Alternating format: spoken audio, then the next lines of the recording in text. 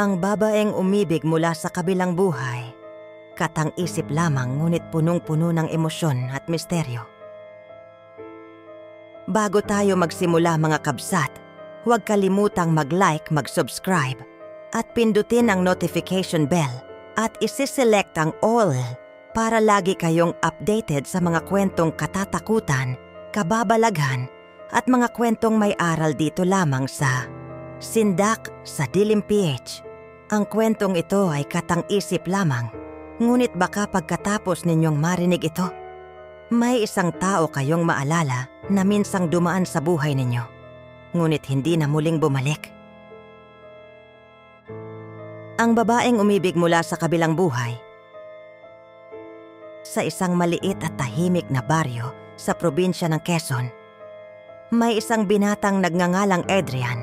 Tahimik lang siyang tao, hindi pala kaibigan, simple lamang ang buhay niya. Sa umaga ay nagtatrabaho siya bilang mekaniko sa bayan at sa gabi naman ay umuuwi siya sa kanilang lumang bahay na naiwan pa ng kanyang yumao na mga magulang. Nag-iisa lamang siya sa buhay, wala siyang asawa, wala ring anak, at higit sa lahat, wala na siyang dahilan para ngumiti. Dahil 5 taon bago nagsimula ang kwentong ito, namatay sa aksidente ang babaeng pinakamamahal niya noon. Ang pangalan nito ay Elena. Si Elena ang unang babaeng minahal ni Adrian. Maganda ito, simple, mahinhin, mahilig ngumiti, at palaging may suot na puting damit tuwing nagsisimba. Halos buong baryo ay kilala silang dalawa at marami ang nagsasabing sila na raw ang magkakatuluyan. Ngunit isang gabi, habang pauwi si Elena mula sa bayan, naaksidente ang sinasakyan nitong jeep. Malakas ang ulan noon, madulas ang daan, at nahulog sa bangin ang jeep na kanyang sinasakyan. Walang nakaligtas, kasama roon si Elena. Simula noon, parang namatay na rin ang kalahati ng pagkatao ni Adrian. Hindi na siya muling nagmahal, hindi na rin siya naging masaya. Tuwing sasapit ang gabi, madalas siyang nakaupo sa lumang duyan sa kanilang balkonahe habang nakatitig sa buwan. At madalas, kinakausap niya ang hangin. Kung buhay ka lang sana, Elena, baka masaya tayo ngayon. Lumipas ang 5 taon, ngunit hindi pa rin nawawala ang sakit sa puso ni Adrian. Hanggang isang gabi, may nangyari na hindi niya malilimutan habang buhay. Malakas ang ulan noon. Halos mag-aalas 12 na ng gabi. Nawalan pa ng kuryente sa buong baryo. Habang nakaupo si Adrian sa sala, bigla niyang narinig, tok, tok, tok. May kumakatok sa pintuan.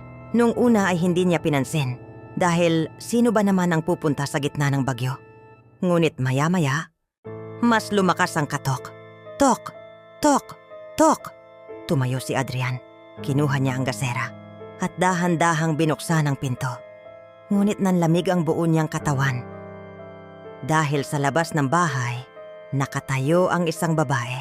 Basang-basa sa ulan, mahaba ang buhok, nakaputing damit, at nakayuko lamang ito. Mahinang nagsalita ang babae. Pwede bang makisilong muna? At nang iangat nito ang mukha niya, parang tumigil ang mundo ni Adrian. Dahil iyon ay si Elena. Namutla si Adrian. Hindi siya makapaniwala. Parang gusto niyang tumakbo. Parang gusto niyang sumigaw. Ngunit hindi siya makagalaw. Habang si Elena naman, nakangiti lamang. Parehong-pareho ng dati. Parang hindi ito tumanda. Parang buhay na buhay. Elena, mahinang sambit ni Adrian habang nanginginig. Ngumiti lamang ang babae. At tagal kitang gustong makita ulit? Hindi malaman ni Adrian kung nananaginip lamang ba siya. Ngunit nang hawakan niya ang kamay ni Elena, malamig iyon. Sobrang lamig. Parang walang buhay. Ngunit sa kabila noon, naroon pa rin ang pagmamahal niya. Ang pagmamahal na hindi nawala kahit lumipas ang maraming taon. Mula noong gabing iyon, madalas nang bumisita si Elena sa bahay ni Adrian. Palaging gabi, palaging madaling araw. at palaging nawawala bago sumikat ang araw. Minsan ay nagkukwentuhan lamang sila. Minsan ay sabay silang nakatingin sa buwan. At minsan, nakahiga lamang si Elena habang nakapikit at nakasandal sa balikat ni Adrian. Parang walang nangyaring trahedya noon. Parang bumalik ang lahat. At unti-unting bumalik din ang saya sa puso ni Adrian. Ngunit napansin ng mga taga-baryo na parang nagbabago si Adrian. Pumapayat siya, namumutla. At palaging parang pagod. Minsan ay tila kinakausap niya ang sarili niya. At mas lalong kinilabutan ng mga tao nang may isang matandang albularyo ang nagsabi ng isang bagay. Hindi tao ang kasama niya gabi-gabi. Kaluluwa iyon. Ngunit hindi naniwala si Adrian.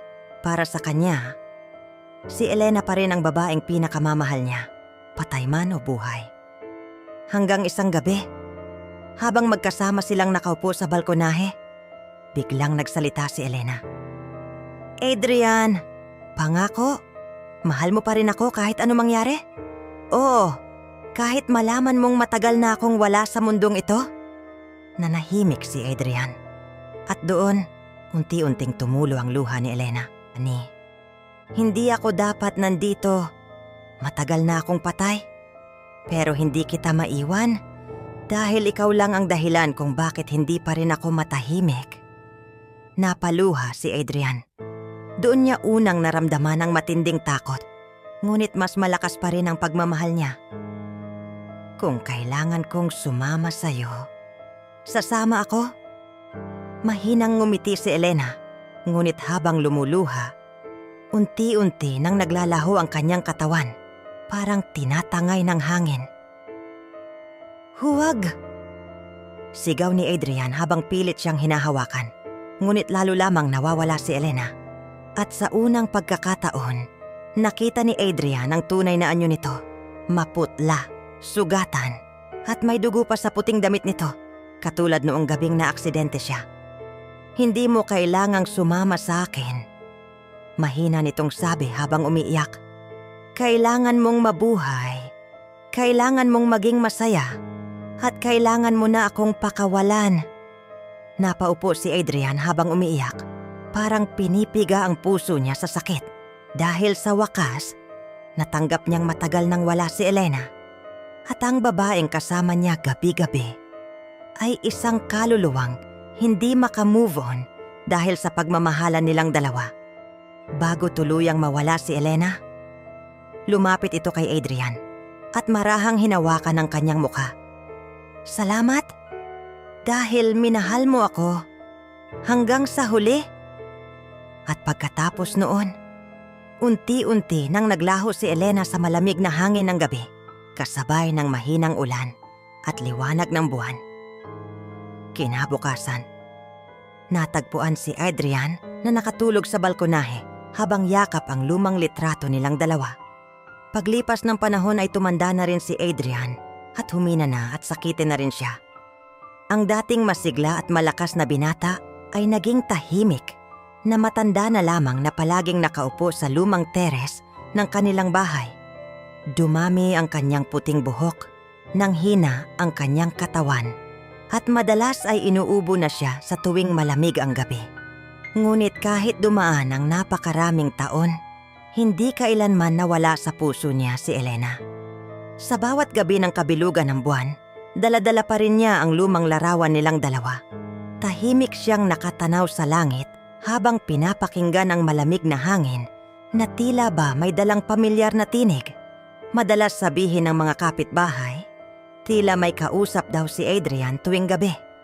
Ngunit kapag sisilip sila sa teres, mag-isa lang naman siyang nakaupo sa lumang tumba-tumba. Isang gabi ng malakas na ulan at kulog, biglang sumama ng husto ang pakiramdam ni Adrian. Mataas ang kanyang lagnat at hirap na siyang huminga. Nanginginig ang kanyang mga kamay habang mahigpit niyang hawak ang lumang larawan ni Elena. At sa unang pagkakataon matapos ang napakaraming taon, nakaramdam siya ng takot. Takot hindi dahil may multo, kundi dahil baka tuluyan na siyang mawala nang hindi muling makita si Elena. Ngunit pagsapit ng hating gabi, biglang tumigil ang ulan. Unti-unting bumukas ang lumang pintuan ng teres. At mula sa dilim, may isang babaeng nakaputi ang dahan-dahang lumapit sa kanya. Mahaba pa rin ang buhok nito, maputi ang balat, at may malalalim pa ring dimple sa tuwing ngumingiti. Parang hindi ito tumanda kahit kailan. Napatulo ang luha ni Adrian habang nanginginig niyang binulong. Elena, ikaw ba talaga yan? Ngumiti lamang si Elena habang marahang hinawakan ang kanyang kulubot at malamig na kamay. At last, susunduin na rin kita, Hadrian. Sa sandaling iyon, nawala ang sakit na kanyang nararamdaman, nawala ang pagod, nawala ang takot. At sa unang pagkakataon matapos ang napakaraming taon, muling sumaya ang kanyang puso. Kinabukasan, natagpuan ng mga kapitbahay si Adrian na wala ng buhay habang nakaupo sa teres. Hawak-hawak ang lumang larawan ni Elena. Ngunit ang mas lalong ikinagulat ng lahat, may isa pang bakas ng paa sa tabi ng kanyang upuan. At ayon sa ilang kapitbahay, bago magbukang liwayway, may nakita raw silang dalawang anino na magkahawak kamay. Unti-unting naglalakad papunta sa gitna ng ulan hanggang tuluyan silang maglaho sa malamig na hamog ng gabi. At mula noon, wala nang muling nakakita kay Adrian. Ngunit hindi doon nagtapos ang kwento.